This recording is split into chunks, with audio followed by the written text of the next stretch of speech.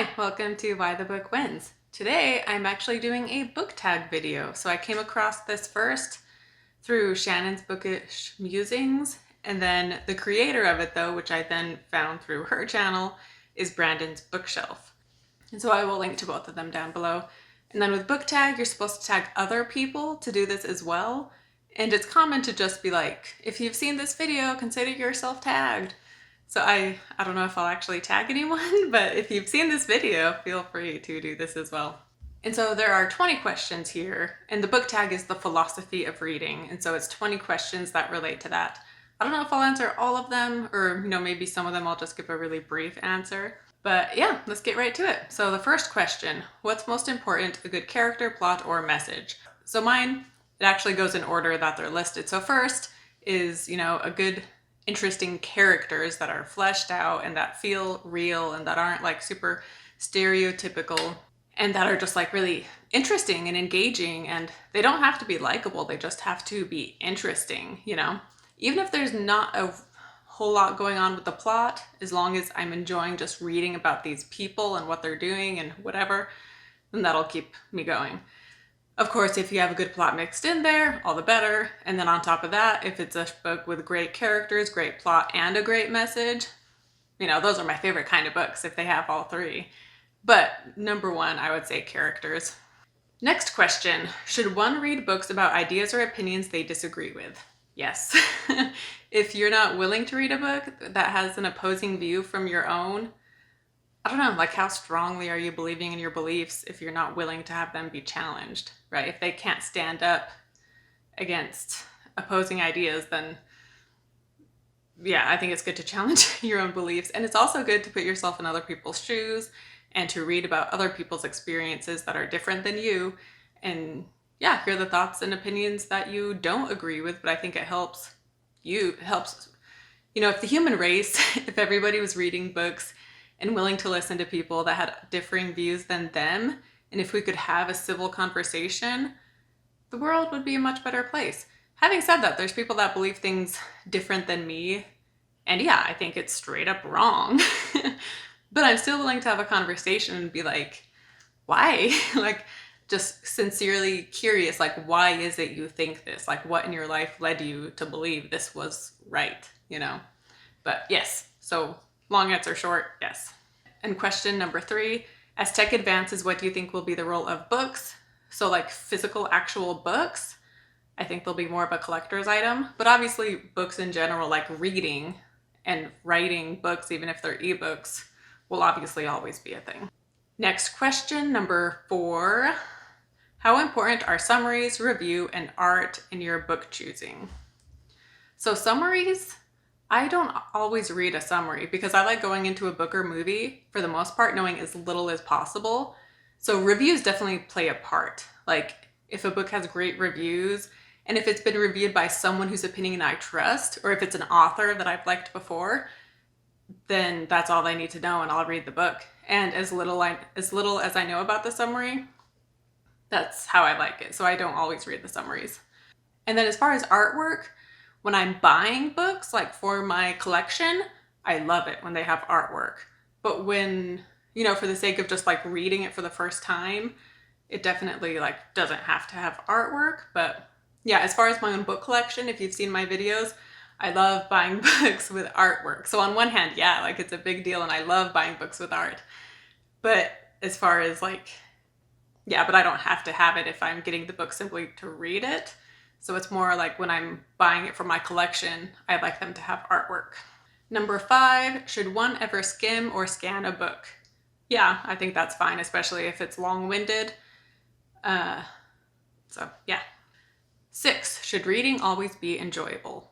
No, this goes back to kind of reading about different beliefs. Like if I get some people want reading to be like a comfort thing, like they want a cozy comfort read, but yeah, I love reading. I think I don't know, if someone just wants to read comfortable books, that's fine. But I think there's a lot to be gained by reading books that make you uncomfortable and that challenge you. Number 7, is it important to be well read? I mean, yeah. I don't know if I would say it's important. I think it can definitely help, and it helps you be a more well-rounded person. So yeah, like it helps. I don't think like you're a bad person if you're not, or so is it important? I don't know, maybe not important, but yeah, it helps in life, I think, to be well read, and it helps give you more empathy and understanding for other people, I think. What is your book buying process? So I am very particular about what books I buy, and every Sunday I post videos showing my book collection. So I avoid buying just like your run-of-the-mill books, especially paperbacks. I do not like buying paperbacks. I like buying first editions, special editions, illustrated editions, vintage copies. And yeah, and I'm pretty particular. Like if there's a book I am wanting to buy, especially if it's more pricey, I do a lot of research and I contact the seller and ask all these questions to make sure it's one it's worth buying, you know? And then number 10, what is your reading process?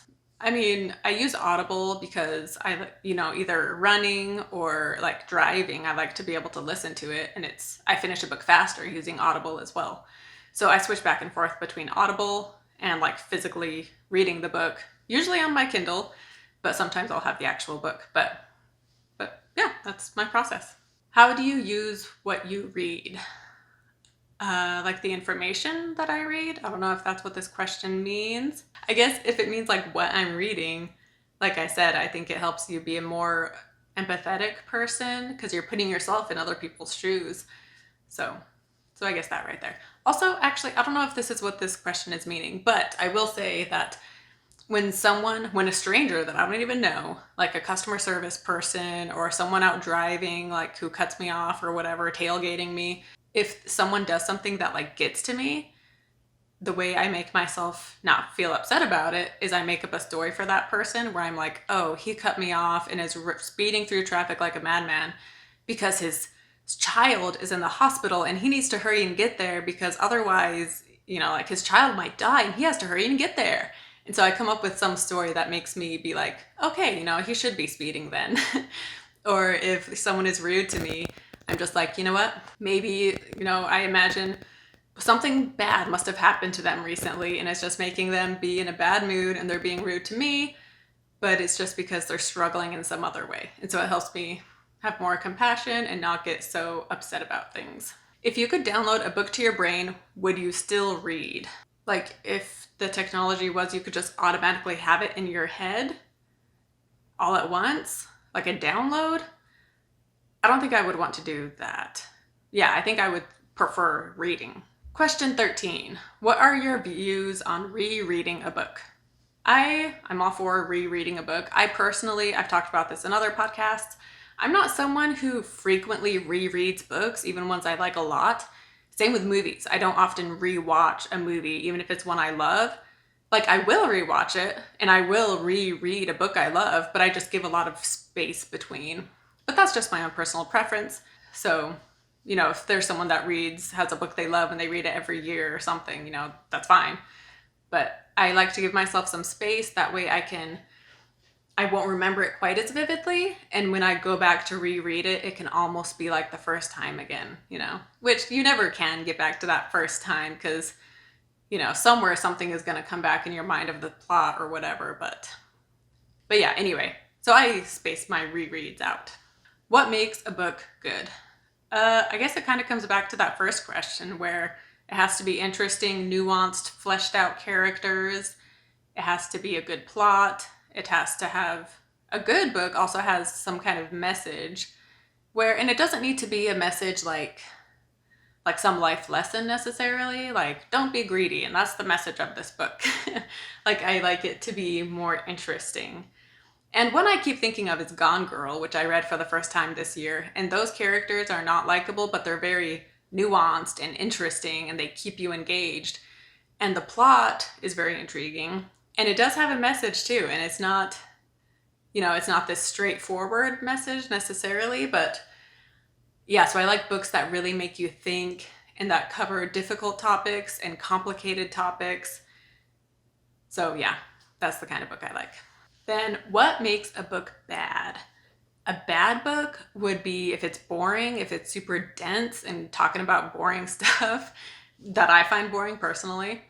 And then it could be characters that are very one-dimensional and just don't feel real, or characters that are just so overdone and cliche, which again, it doesn't feel like a real person. It feels like it's like a cliche almost. So those are my biggest pet peeves. How do you feel about not finishing a book? I think that's totally fine. If there's a book and you've read, I don't know how. Yeah, if you're reading a book and you're just not feeling it, then I don't think you need to force yourself to finish it. If you have to finish it for like school or something, that's different. But if you're reading it for pleasure and you're not enjoying it, then don't finish it, I do think if you haven't finished the book, especially if you read like less than half of the book, then I don't think you should be giving a review for it because you didn't give it a chance to read it, at least over halfway or something. Because if you've only read like a quarter of a book and you're putting a Goodreads review up on Goodreads, like based on a quarter of it, like if your review simply says made it a quarter of the way through and couldn't finish, then fine. But if you're giving all these critiques to a book you barely read, so I'm fine with not finishing books, but don't just be leaving reviews acting like you know the book so well or something, 17. Should the author's personal life matter at all? I mean, I think the author's personal life contributes to the books they write, but like, should we not read books that are written by people that have done questionable things in their personal life?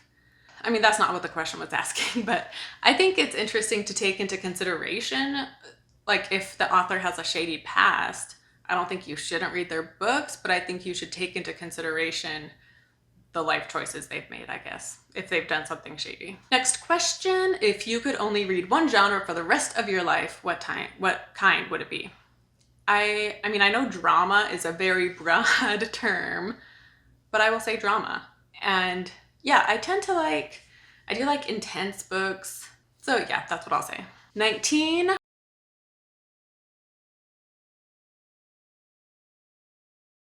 What author, genre, series, or culture can you just not get into and why? So I'm not a huge fan of dystopian books. Like, I think they're just overdone. So like Hunger Games, I know is super popular, or like Divergent or Maze Runner. I'm pretty sure all of those are like dystopian competition books. I just have no interest. I've never tried to read them, but I just have no interest. And I've seen some of the movies for each of those, which I know that's bad to compare because the movies are always so different. But yeah, so those types I just cannot get into. And then like super cheesy romance books. I mean, I'm fine watching rom-coms every now and then when I'm in the mood for it, but a rom-com like is over in 90 minutes. Whereas a book, that's going to take a bit more time, and I'm just not willing to invest the time into a romantic comedy type book. Unless it's, I don't know, I guess I've yet to read one that I really liked and that I found engaging. So yeah, those are another one I'm just not really into. And the very last question, do you think everyone should read and why? So this goes back to one of the other answers where I think reading helps you have more empathy for people because you're putting yourself in someone else's shoes and experiencing their life. And you also learn things. So yeah, I mean, I think everybody should be reading.